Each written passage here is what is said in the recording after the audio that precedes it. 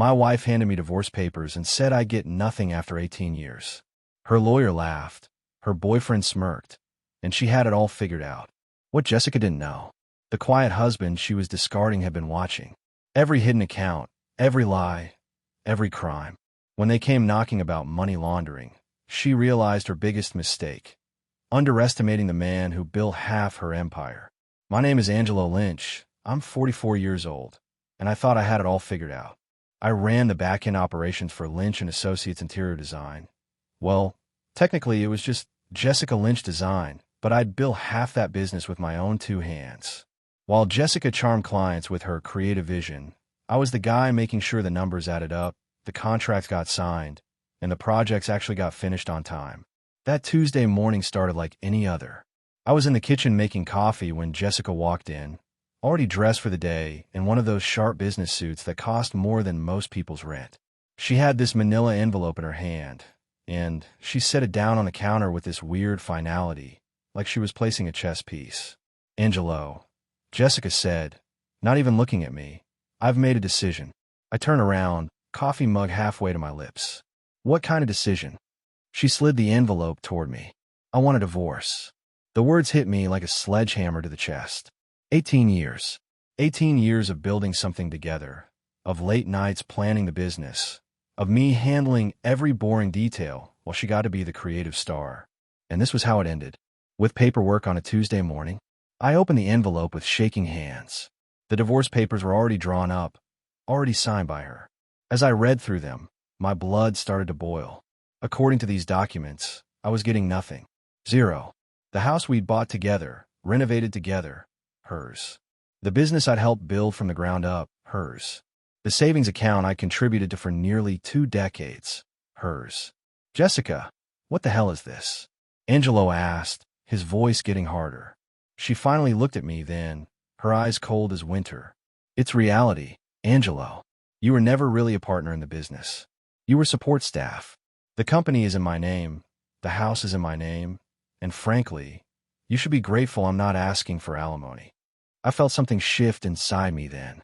Not anger. That would come later. This was something colder, more calculating. I'd spent 18 years being the invisible man, the guy who made sure everything ran smoothly while she took all the credit. But invisible doesn't mean stupid. "We'll see about that," I said quietly.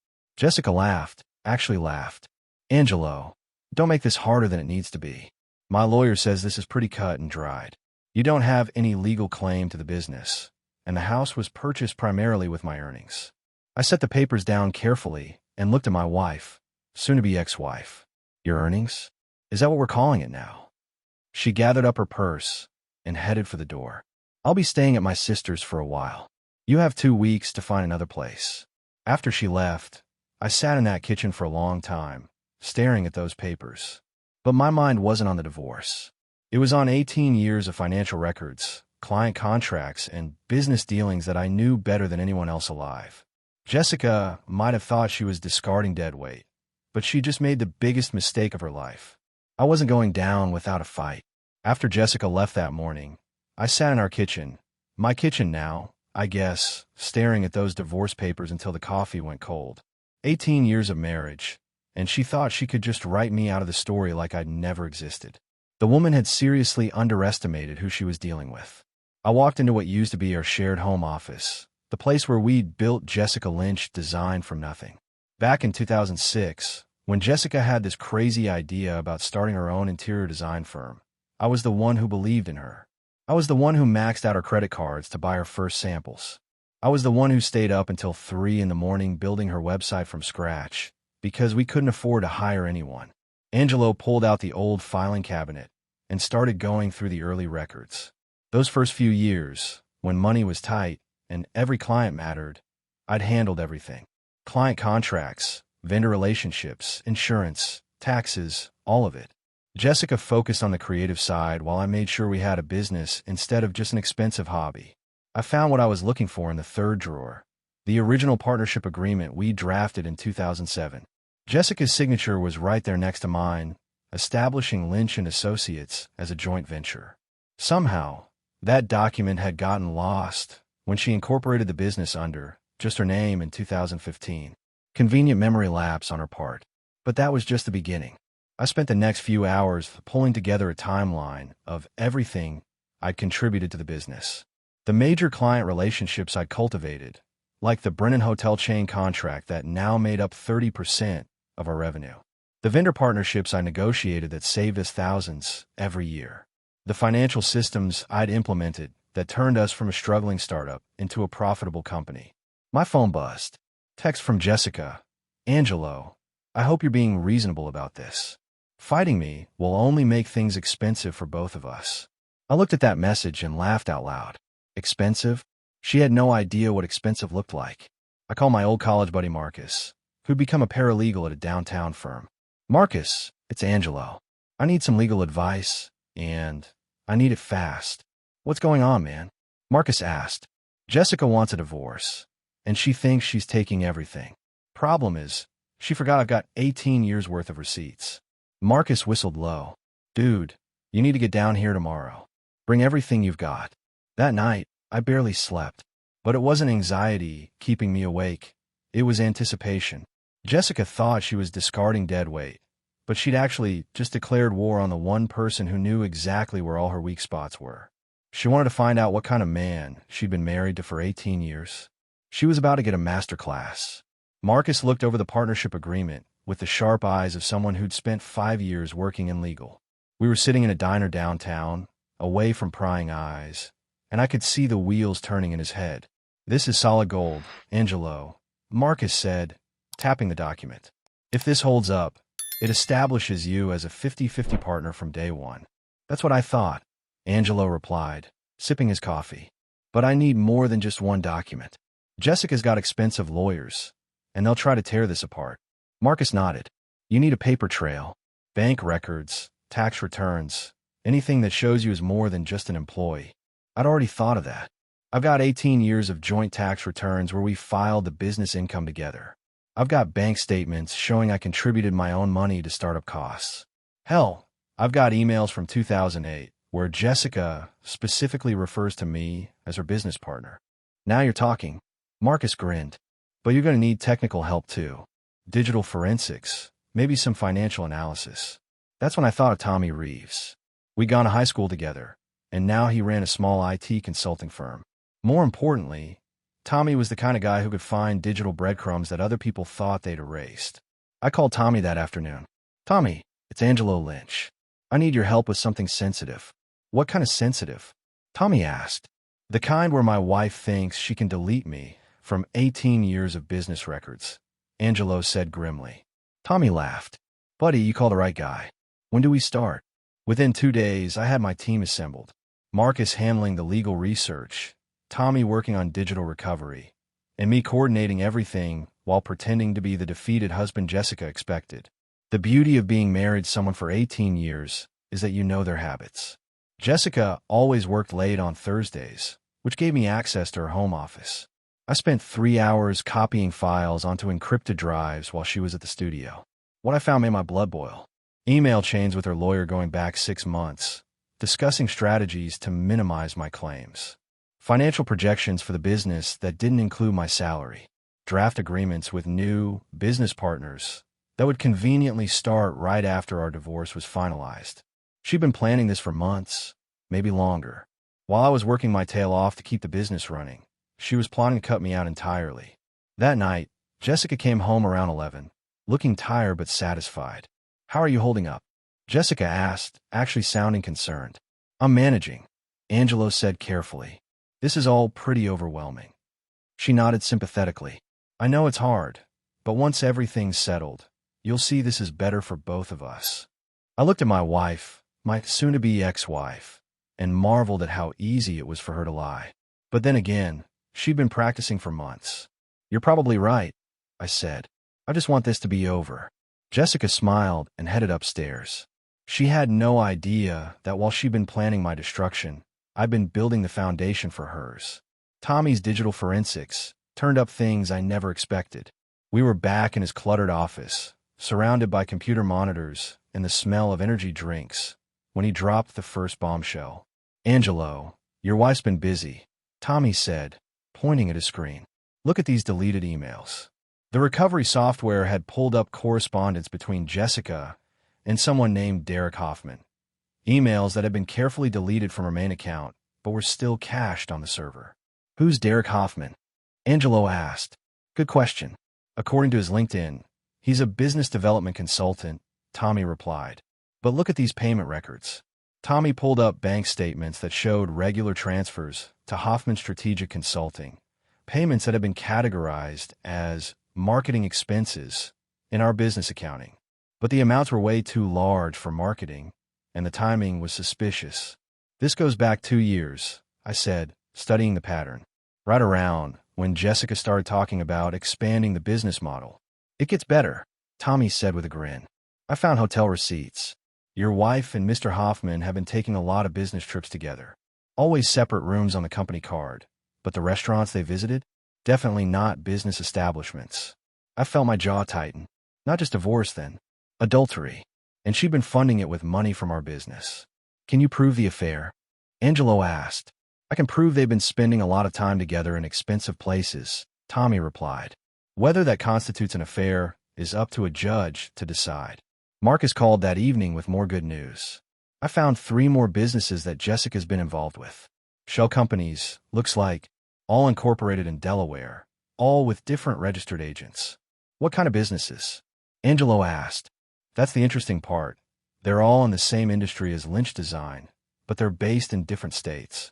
Almost like she's been building a backup empire. The pieces were falling into place. Jessica hadn't just been planning to divorce me. She'd been systematically building a parallel business structure that I knew nothing about. The Delaware companies, the consultant payments, the mysterious business trips. She'd been preparing to walk away with everything while leaving me holding an empty shell. But she'd made one crucial mistake. She'd assumed I was the same passive guy who'd spent 18 years in the background. She didn't realize that being in the background meant I'd seen everything. I called a meeting with Marcus and Tommy for the next morning. Gentlemen, I said, I think it's time we showed Jessica exactly what kind of man she married. Tommy cracked his knuckles. I like the sound of that. What's the play? Marcus asked. We're going to give her exactly what she asked for, Angelo said grimly. A fight. The next 2 weeks felt like being an undercover agent in my own life. Jessica had no idea I was building a case against her while playing the role of a defeated husband. Every morning, she'd leave for the studio, and I'd get to work. Marcus had connected me with Sarah Chun, a sharp divorce attorney who specialized in business disputes. When I walked into her office with 3 boxes of evidence, her eyes lit up like Christmas morning. Mr. Lynch, Sarah said, flipping through the partnership agreement, your wife made a serious tactical error. This document establishes clear joint ownership. That's just the beginning, Angelo replied, sliding over Tommy's digital evidence. Wait until you see what she's been doing with Derek Hoffman. Sarah studied the hotel receipts and deleted emails. Adultery using marital assets. That's going to play very well in court. But the real bombshell was the Delaware shell companies.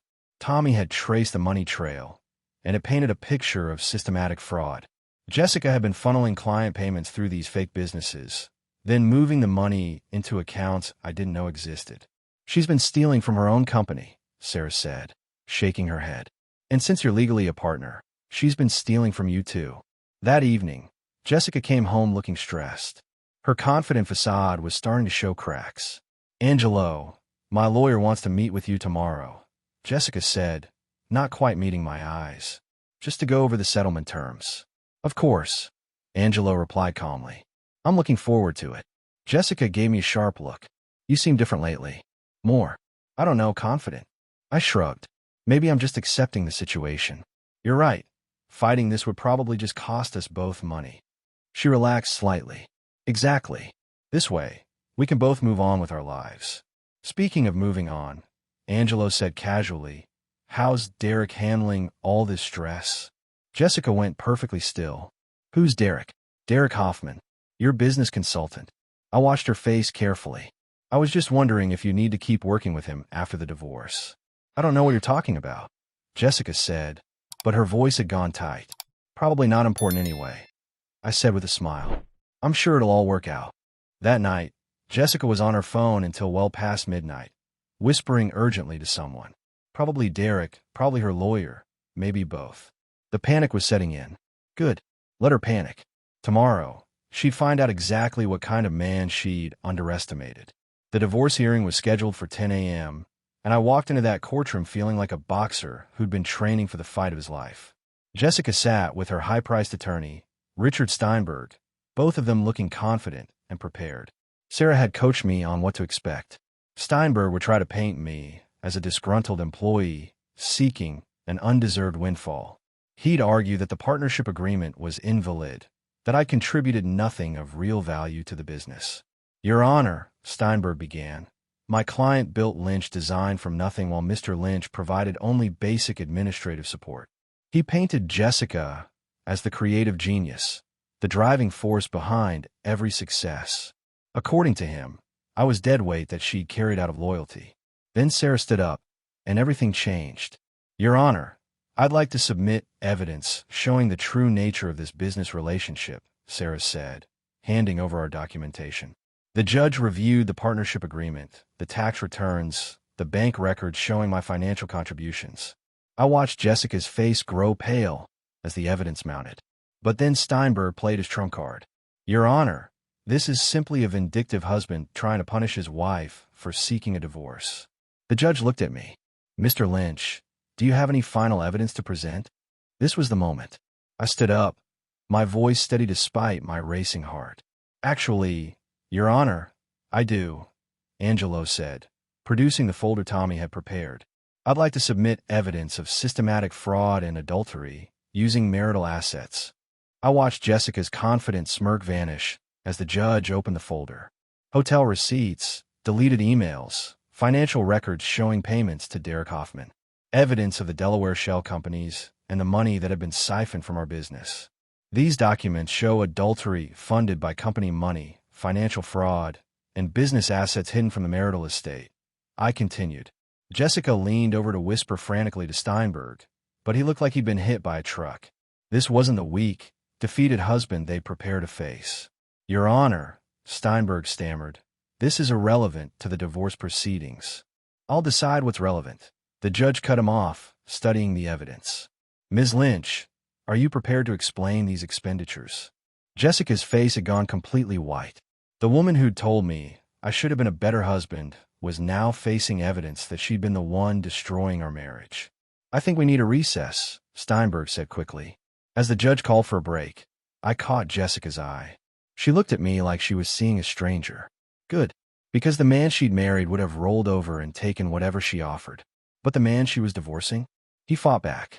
After the courtroom revelation, Jessica's world started unraveling fast. The judge had ordered a full forensic accounting of Lynch Design, and Jessica knew what that meant. Every hidden dollar would come to light. That's when the pressure tactics started. It began with phone calls. Unknown numbers at all hours. Hang-ups when I answered. Then my car got keyed in the supermarket parking lot. Nothing I could prove, but the message was clear. Back off. Angelo, you need to be careful. Marcus warned when I told him about the harassment. Desperate people do stupid things. He was right to be concerned. 2 nights later, someone broke into Tommy's IT office. Nothing was stolen, but his computers were trashed and his files scattered. The timing wasn't coincidental. They're trying to destroy evidence, Tommy said, surveying the damage. Good thing I keep everything backed up in the cloud. I called Sarah immediately. They're escalating. What does this mean for our case? It means they're panicking, Sarah replied. And panic makes people careless. Keep documenting everything. Every call, every incident. This actually helps us. The next morning, Jessica cornered me in the kitchen. Her usual polished appearance was gone, replaced by someone who looked like she hadn't slept in days. Angelo, this has gone far enough, Jessica said, her voice strained. You're destroying both our lives with these accusations. I'm not making accusations, Angelo replied calmly. I'm presenting evidence. Evidence of what? Some business expenses you don't understand. She was grasping now, trying to minimize what we'd uncovered. Hotel bills with Derek Hoffman. Shell companies in Delaware. $300,000 in missing funds. I counted off on my fingers. Should I continue? Jessica's mask slipped completely. You don't know what you're dealing with, Angelo. Some people don't like their business arrangements being exposed. Is that a threat? Angelo asked, stepping closer. It's a warning. Drop this settlement negotiation, take what I originally offered, and walk away. I looked at the woman I'd been married to for 18 years, really looked at her. The desperation in her eyes told me everything I needed to know. No, I said simply. Angelo, please. I said no. My voice was firm, unyielding. You started this war, Jessica. Don't blame me for finishing it. That afternoon, I got a call from an unknown number. This time, someone actually spoke. Mr. Lynch, you should consider your wife's advice, a gravelly voice said. Some stones are better left unturned. And you should consider minding your own business. Angelo replied before hanging up. I immediately called Sarah and reported the threat. Within hours, she'd filed for a restraining order and contacted the police. Jessica's desperation was becoming everyone else's problem. But I wasn't backing down. 18 years of marriage, 18 years of building something together, and she thought she could intimidate me into silence? She'd picked the wrong man to underestimate. The harassment stopped abruptly after the restraining order was filed, but something else started happening. Federal agents began showing up in my life. It started with a polite knock on my door. Two serious-looking people in dark suits, badges prominently displayed. Mr. Lynch, I'm Agent Rivera with the FBI, the woman said. We'd like to discuss some business transactions involving Lynch Design. My blood ran cold. FBI? What had Jessica gotten herself into? Can you tell me what this is about? Angelo asked, inviting them inside. Agent Rivera consulted her notes. We're investigating potential money laundering operations involving interior design companies in the tri-state area. Your name came up as someone who might have information. They show me financial records I'd never seen before. Transactions between Lynch Design and companies I didn't recognize. Payments flowing through offshore accounts, shell corporations, complex webs of money movement that made my head spin. Mr. Lynch, were you aware of these transactions? Agent Rivera asked. I had no idea. Angelo replied honestly. I handled day-to-day operations, but Jessica managed the big client account herself. The agents exchanged glances. Mr. Lynch, we understand you're currently involved in divorce proceedings with your wife. That's correct. And that you've uncovered evidence of financial irregularities. I chose my words carefully. My attorney has documentation of questionable business expenses. Yes. Agent Rivera leaned forward. Would you be willing to share that documentation with us? I thought about Jessica's threats, about the break-in at Tommy's office, about the anonymous phone calls. Suddenly, it all made sense. This wasn't just about Derek Hoffman or hidden assets. Jessica had been using Lynch Design for something much bigger. I'll need to consult with my attorney, Angelo said. Of course. Here's my card. Mr. Lynch, if there's anything else, any threats, any unusual contact from anyone, please call us immediately. After they left, I sat in my living room trying to process what I'd learned. Money laundering, federal investigation, 18 years of marriage, and I've been living with a stranger. I called Sarah immediately. We need to meet. Now. Angelo, what's wrong? Sarah asked. The FBI just paid me a visit. This isn't just about divorce anymore. When I told Sarah about the federal investigation, she went quiet for a long moment. Angelo, this changes everything, Sarah said finally. If Jessica's involved in money laundering, the divorce is the least of her problems. What does this mean for our case? Angelo asked. It means we're not just fighting for your share of the business anymore. We're potentially looking at asset forfeiture, criminal charges, the whole 9 yards.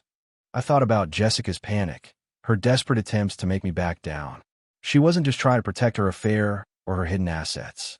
She was trying to protect herself from federal prison. What do we do now? Angelo asked. We cooperate with the FBI, Sarah replied. And we make sure you're on the right side of this investigation. That night, I couldn't sleep. 18 years of thinking I knew the woman I was married to, only to discover she'd been living a double life that even I couldn't have imagined. Tomorrow, I'd hand over everything we'd discovered to the federal agents. Jessica had wanted a war, but she'd never expected the FBI to join my side. The federal case moved faster than anyone expected. Within 2 weeks of my cooperation with Agent Rivera, Jessica was arrested at her studio. The charges were extensive: money laundering, tax evasion, wire fraud, and conspiracy. I watched the news coverage from my living room, seeing my wife of 18 years being led away in handcuffs. The woman who tried to leave me with nothing was now facing 20 years in federal prison. "Angelo, the prosecution wants to meet with you," Sarah called that afternoon. "They're offering Jessica a plea deal, but they want your input." The meeting was surreal. Federal prosecutors laying out Jessica's crimes like items on a grocery list. The Delaware shell companies had been washing money for a crime syndicate operating out of New York. Derek Hoffman wasn't just her boyfriend. He was a financial facilitator for organized crime. "Mr. Lynch, your wife's cooperation could help us roll up a significant criminal network," the prosecutor explained. In exchange, she'd serve 5 to 7 years instead of 20. "What does that mean for the divorce settlement?" Angelo asked. "All assets derived from criminal activity will be forfeited to the federal government. But the legitimate business assets, the ones you helped build, those you'll get your fair share of." Jessica's guilty plea made headlines. The interior designer who'd built $1 million business was actually running a money laundering operation. The irony wasn't lost on me. She destroyed our marriage to protect crimes I never knew she was committing. The divorce was finalized 3 months later. With Jessica in federal custody, there was no fight left in her legal team. I got the house, 50% of the legitimate business assets, and my name cleared of any wrongdoing. Marcus and Tommy threw me a celebration dinner, but I wasn't really in a party mood. "You did the right thing, man," Marcus said, raising his beer. "Justice won." "Did it?" Angelo asked. 18 years of my life gone. The woman I loved never really existed." "Maybe not," Tommy replied. "But you found out who you really are. You're not the guy who gets pushed around anymore." He was right.